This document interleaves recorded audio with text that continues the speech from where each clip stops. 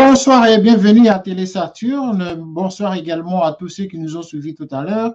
Nous nous excusons pour l'interruption technique qui s'est produite pendant le déroulement de l'émission, mais nous nous excusons en tout cas. Nous savons que vous êtes nombreux à nous suivre avec notre partenaire Canop 54. Et donc, ce soir, nous vous disions tout à l'heure que nous étions en train de discuter sur l'actualité en République centrafricaine. Télé Saturne se fait l'honneur justement de joindre un ex-ministre de la communication et porte-parole de la primature de la République centrafricaine, au nom de M. Adrien Poussou, qui a accepté de nous répondre aux questions que nous nous posons sur l'actualité actuellement en République centrafricaine. À cette occasion, donc, il a voulu, en tout cas, de bonne foi, nous parler de ce qui se passe actuellement, car nous savons que les élections auront lieu l'année prochaine en République centrafricaine. Monsieur Adrien Poussou, bonsoir. Donc, vous êtes à l'antenne, vous êtes reçu ce soir pour nous parler de l'actualité en République centrafricaine, monsieur Adrien Poussou. Essayez de nous dire un peu, les élections auront lieu en 2021. Aujourd'hui, nous avons l'impression que l'ex-président Bozizé est mis à l'écart. Quel est votre sentiment au regard de cette situation? Est-ce que ceci ne va pas apporter d'autres conflits que nous avons connus récemment, il y a quelques années, en République centrafricaine?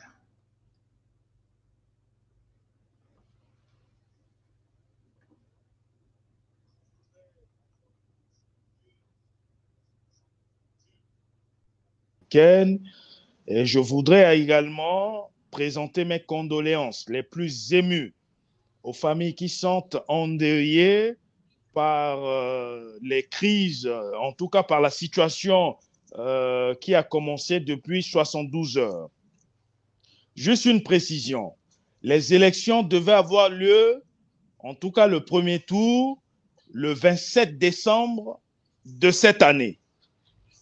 Donc, en principe, on devait déjà être, on est en pleine campagne. Malheureusement, il y a des troubles là-bas qui ont interrompu, en tout cas pour le moment, la campagne pour ces élections générales, présidentielles et législatives. Mais je voudrais contextualiser les choses. Comme vous savez, le président Bozizé, vous l'évoquez tantôt, a été renversé le 24 mars 2013. Il s'est réfugié à Kampala. Les autorités de la transition ont lancé des poursuites judiciaires contre le président, l'ancien président François Bozizé. Le président Touadéra, qui fut son ancien premier ministre, une fois élu en 2016, a fait prendre par son ministre des Transports une circulaire interdisant aux compagnies aériennes d'embarquer le passager Bozizé dans leur avion. Malgré tout cela, l'ex-président François Bozizé est rentré à Bangui l'année dernière, dans les conditions que nous ne savons pas et dans une période que nous ne savons pas. Mais une fois que l'ancien président Bozizé est rentré, il n'a pas été dérangé. Aucun officier de police judiciaire ne l'a convoqué. Aucun juge d'instruction n'a cherché à poursuivre l'instruction qui a été ouverte contre lui. L'ex-président a mené une activité politique normale. Il a tenu des meetings. Il a repris son parti en main. Il a déposé sa candidature pour les élections du 27 décembre. Malheureusement, cette candidature a été invalidée. Les juges de la Cour constitutionnelle, dont les décisions sont irréversibles et irrévocables, ont évoqué la poursuite judiciaire contre Bozizé et puis ils ont aussi fourni comme raison qu'il avait une moralité douteuse. Il y a deux choses. On est face à un mépris de la présomption d'innocence, puisque Bozizé n'a jamais été condamné pour les crimes dont on lui reproche. Et quand on dit qu'il a une moralité douteuse, cela n'a pas empêché que d'autres candidats ont été validés. Alors que ces candidats aussi, on peut dire qu'ils ont ou ils ont des soupçons de entre guillemets, moralité douteuse. Je pense notamment à l'ex-président de la transition, dont on a dit qu'elle aurait, et je parle au conditionnel, détourné un don angolais. Alors, qu'est-ce qu'on met dans la moralité douteuse? Donc, la candidature de François Bozizé a été invalidée par la Cour constitutionnelle le 3 décembre dernier. Alors, on s'attendait logiquement à ce que le pays puisse connaître des troubles parce que Bozizé a des partisans. Et on savait que ces partisans n'allaient pas accepter l'invalidation de sa candidature. Même si lui, il dit qu'il s'inscrit dans la République et qu'il respecte la décision de la Cour constitutionnelle, mais Bozizé a des partisans. Et lorsque sa candidature a été invalidée, François Bozizé, ne se trouvant pas à Bangui, mais dans l'arrière-pays, s'est retiré dans son village natal de Bossangoa et actuellement, il est à Bossangoa. Et puis, il y a des troubles. En tout cas, on signale la présence des groupes armés qui ont attaqué des localités un peu partout dans le pays hier et on signale leur présence aux portes de Bangui. Et donc, vous pensez que la situation telle que vous la présentez, Monsieur Adrien Poussou, vous étiez à un moment donné, en tout cas pendant le gouvernement de transition, l'un des acteurs majeurs du gouvernement de l'ex-président de Jotodia, jusqu'à l'époque de Mme Catherine Samba-Panza. Est-ce que l'expérience que vous avez connue à cette époque, je voudrais savoir ici, avec tous ceux qui nous suivent pour le moment, est-ce que la Centrafrique ne risquerait pas de se retrouver dans la même situation d'il y a 5-6 ans?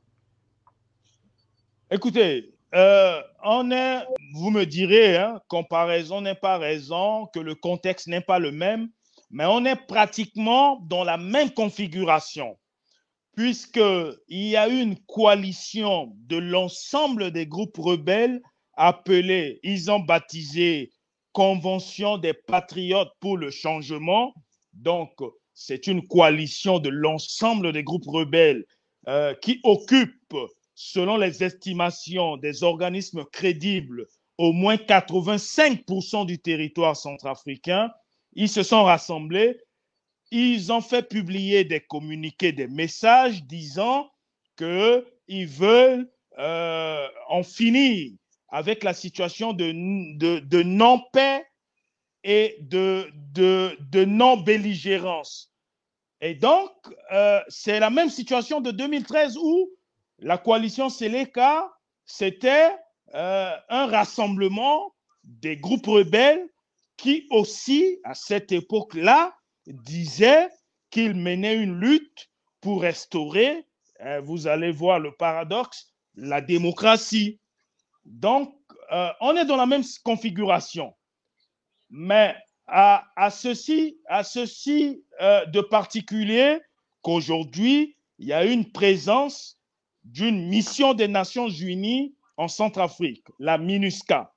La question que l'on est en droit de se poser, c'est de savoir est-ce que la mission des Nations Unies en Centrafrique va rester les armes aux pieds et laisser cette coalition des patriotes pour le changement CPC là entrer dans Bangui. Tel qu'on l'a toujours constaté, il n'y aurait pas une main derrière cette confusion qu'on risque de vivre actuellement en République centrafricaine. Est-ce que, comme traditionnellement, on a toujours vu l'œil de la France, est-ce que la France, quelle est la position réelle de la France à cette situation en Centrafrique? Vous savez, c'est facile d'accuser les autres. C'est facile de voir la main de la France, de la Russie, des États-Unis dans notre crise. Ce qu'il faut Oui, mais dire, c'est que pourtant ces grandes puissances ont toujours eu la main tendue en Afrique. Vous savez, la crise centrafricaine est d'abord et avant tout endogène. C'est une crise politique locale. On ne dirige pas un pays avec la haine. On ne dirige pas un pays avec la méchanceté, avec l'exclusion. On ne doit pas, quand on est à la tête du pays, être dans l'entre-soi. Vous comprenez? Le président Touadéra a été élu, et je mets beaucoup de guillemets, en 2016, sur la base d'une promesse qui était simple: restaurer la sécurité, restaurer l'autorité de l'État et redonner aux Centrafricains l'envie de vivre dans leur pays, sur la terre de leurs ancêtres. 5 ans plus tard, le bilan parle de lui-même. Le bilan est catastrophique, puisqu'en 5 ans, le président Touadéra, je n'ai rien contre lui, je suis un analyste, j'analyse une situation, s'est comporté comme un charmeur de serpents. Il s'est entouré de son clan. Et ce qu'on peut dire, c'est que ceux qui l'ont entouré ne lui ont pas donné des bons conseils pour rassembler. Le président Touadéra, dès qu'il a été élu, il a dit qu'il n'allait pas faire la guerre avec les groupes, contre les groupes armés. Il a considéré les groupes armés comme étant ses alliés. Il leur a tendu la main. Ils étaient ses obligés. Alors, ces groupes armés ont prospéré. Lorsqu'il a été élu, il y avait 13 groupes armés dans notre pays. Aujourd'hui, on se retrouve avec une vingtaine de groupes armés.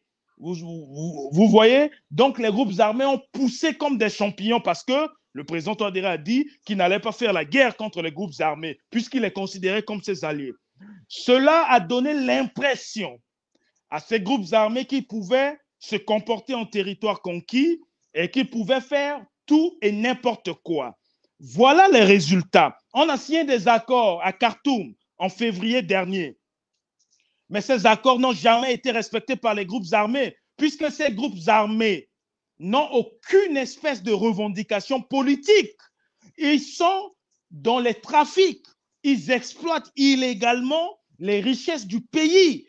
Ils devaient être considérés comme des terroristes et l'État, puisque seul l'État a le droit d'avoir la légitimité d'utiliser la force, l'État devait utiliser la force de coercition pour combattre les groupes armés. Malheureusement, les groupes armés n'ont pas été combattus, ils ont gardé leurs armes, et puis l'exclusion a fait en sorte qu'il y a eu de la frustration au sein de la classe politique centrafricaine.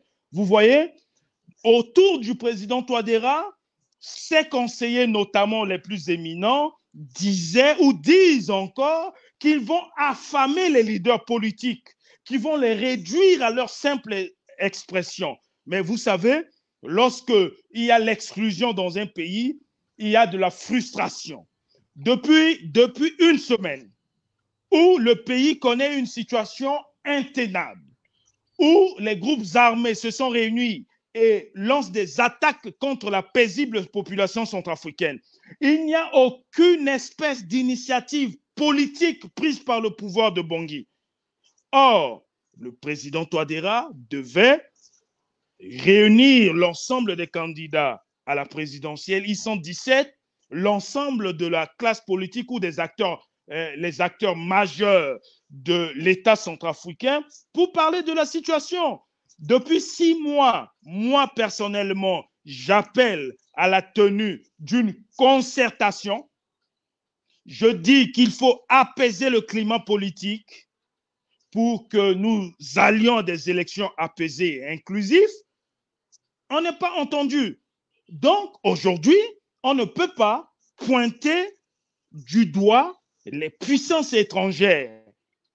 Je ne suis pas naïf. Je sais que les puissances étrangères ont leur intérêt à défendre, puisque le général de Gaulle disait que les États n'ont pas d'amis, ils n'ont que des intérêts. Vous évoquez la France tout à l'heure. La France a ses intérêts en Afrique, elle défend son précaré. Je veux dire, c'est dans la marche du monde. Il n'y a pas que la France, il y a la Chine, il y a la Russie, il y a les États-Unis. Tous ces acteurs étrangers à notre continent africain, ils sont chez nous pour défendre leurs intérêts. Maintenant, c'est à nous de savoir où se trouvent nos intérêts, où se trouvent les intérêts de la population, et puis les défendre également. Je me suis rendu compte finalement que la situation en Centrafrique, telle que vous venez de l'évoquer, va pousser encore le pays dans une autre confusion. Donc, c'est une forme de cercle vicieux qu'on ne saura pas refermer sitôt. Mais la question ici, c'est la nouvelle génération. Que pense la nouvelle génération, c'est-à-dire les jeunes d'aujourd'hui que vous êtes, qui avaient déjà commencé la politique très jeune, plus jeune encore, vous êtes encore très jeune en tout cas, et pour avoir assumé autant de responsabilités. Que disent les jeunes aujourd'hui, les jeunes qui regardent de si haut ou de si bas tous les anciens leaders s'est comporté de la sorte en mettant leur avenir en jeu? Vous savez, parmi les 17 candidats à la présidentielle, il y a plusieurs jeunes. Je veux parler de mon ami et frère Crépin Boligumba, qui est candidat à cette élection présidentielle. C'est un jeune, mais ce que nous autres, nous pensions, vous évoquez qu'on a commencé la politique très jeune. Moi, j'ai commencé la politique à 16 ans. D'abord comme réactionnaire, comme militant de base, je mettais les affiches, je jetais les pierres, en tout cas, je participais à des grèves, et puis tout cela. Vous savez, l'histoire a démontré qu'une génération chasse une autre génération. Même si je sais que le président Wade avait parlé d'une jonction générationnelle, mais chez nous en Afrique, la jonction générationnelle ne s'opère pas. C'est à notre génération de chasser la génération de nos pères qui sont toujours là et qui hypothèquent notre avenir. Mais le problème, c'est que nous ne sommes pas solidaires. Il y a beaucoup de haine, beaucoup de méchanceté, beaucoup de jalousie parmi les leaders centrafricains qui sont jeunes. Cela obstrue toute possibilité de rassemblement, d'organisation et au final de constituer une force alternative pour remplacer ces vieux-là. Et beaucoup de jeunes sont des affidés des anciens leaders. Donc, c'est difficile aujourd'hui de dire que la jeunesse centrafricaine pourrait prendre la relève, même si je sais que cette jeunesse-là a quelques pépites en son sein, à des gens compétents, à des garçons brillants. Je vous ai parlé de Crépin Boligumba, qui est un garçon brillant, mais malheureusement, nous autres jeunes, nous ne sommes pas derrière lui, nous ne le soutenons pas. Et comme on préfère soutenir ces vieux, eh bien, le bout du tunnel n'est pas pour demain. Ça sera difficile. Vous savez, l'une des causes de l'instabilité chronique en République centrafricaine, c'est les Centrafricains.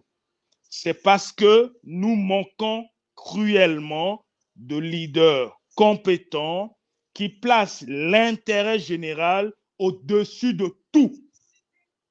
Parce que l'intérêt général, l'intérêt de la population qui souffre, parce que depuis que cette crise a repris de plus belle, il y a eu plusieurs morts parmi les innocentes populations qui ne demandent qu'à manger, qui sont dans une misère indescriptible, exécrable, parce que la politique qui a été menée depuis 5 ans n'a pas redonné l'espoir à ces gens. Aujourd'hui, l'instabilité, les armes provoquent la mort, provoquent la désolation. au sein de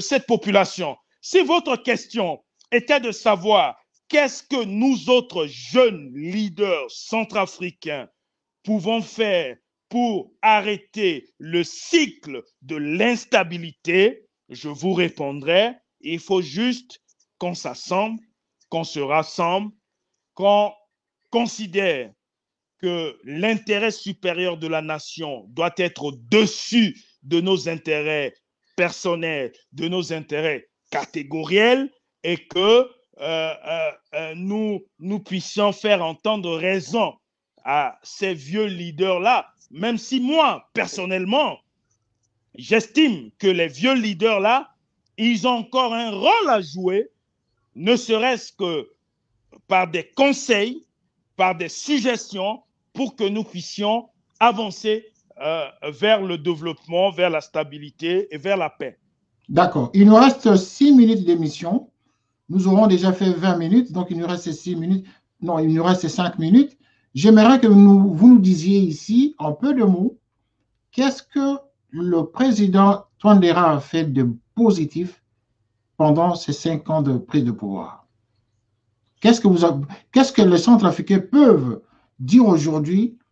Quel est le bilan? Quel est le bilan en mots de l'actuel président de la République? Écoutez, honnêtement, vous me posez une colle. Vous savez qu'en août dernier, j'ai sorti un livre, République centrafricaine, radioscopie d'un mandat présidentiel désastreux, où je suis revenu sur le bilan du président Touadéra. Le livre a été publié aux éditions L'Harmattan, donc ceux qui nous suivent peuvent s'en procurer.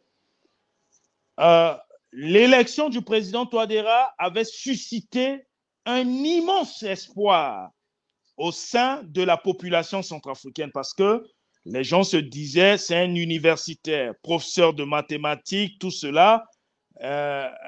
Donc, il a la science. Il peut réfléchir de manière scientifique pour conduire le pays à bon port. Malheureusement, après le gouvernement de transition, après le gouvernement qui a été calamiteuse. Oui, oui, calamiteuse. J'étais dans la transition. Je peux vous affirmer que la transition a été calamiteuse. Bien sûr, nous savons, l'actualité en tout cas, nous la connaissons encore très bien. Mais maintenant, j'aimerais vraiment que vous répondiez quand même directement à la question. Il nous reste 3 minutes d'émission. Qu'est-ce qu'on peut retenir du président Touadéra? Si jamais... Son bilan est désastreux. Maintenant, dans les circonstances actuelles où notre pays fait face à son destin, où nous sommes à la croisée des chemins, le président Touadéra doit prendre l'initiative. Il doit parler à ses compatriotes. On ne dirige pas un pays, je l'ai dit en début d'émission, avec la haine recuite, avec la méchanceté. Il doit faire asseoir l'ensemble de ses compatriotes autour de la table et discuter de l'avenir. Qu'est-ce qu'on fait? Puisque si les élections ne se tiennent pas le 27 décembre prochain, la Constitution ne prévoit pas un cas de vacance du pouvoir. Qu'est-ce qu'on fait? On se retrouve autour de la table, on se parle entre compatriotes et on trouve des solutions pacifiées, pacifiques à la crise et on envisage sereinement l'avenir de notre pays. Le 27 décembre, c'est dans peu de jours. Et vous pensez vraiment qu'il y aura élection le 27 décembre? Dans les circonstances actuelles, je doute fort qu'il y ait des élections le 27 décembre. Je doute fort. J'aurais aimé qu'il y ait des élections à bonne date, mais c'est difficile. Alors, M. Adrien Poussou, ex-ministre de la Communication et porte-parole de la primature de l'ancien gouvernement de transition, si aujourd'hui, devant les 17 candidats, on vous dirait, quel serait d'abord votre choix en tout cas? Quel est votre choix? Quel serait le meilleur choix en tout cas? En tout cas, vous me posez une colle. Vous savez que le choix est d'abord personnel et le vote en République centrafricaine est un secret. Donc, si je m'avance en vous disant que je plébiscite un candidat, je suis en contradiction avec les lois de la République centrafricaine. Je me mets hors la loi. Mais je vous ai parlé d'un ami et frère qui s'appelle Crépin Boligumba, avec qui on est dans la proximité intellectuelle.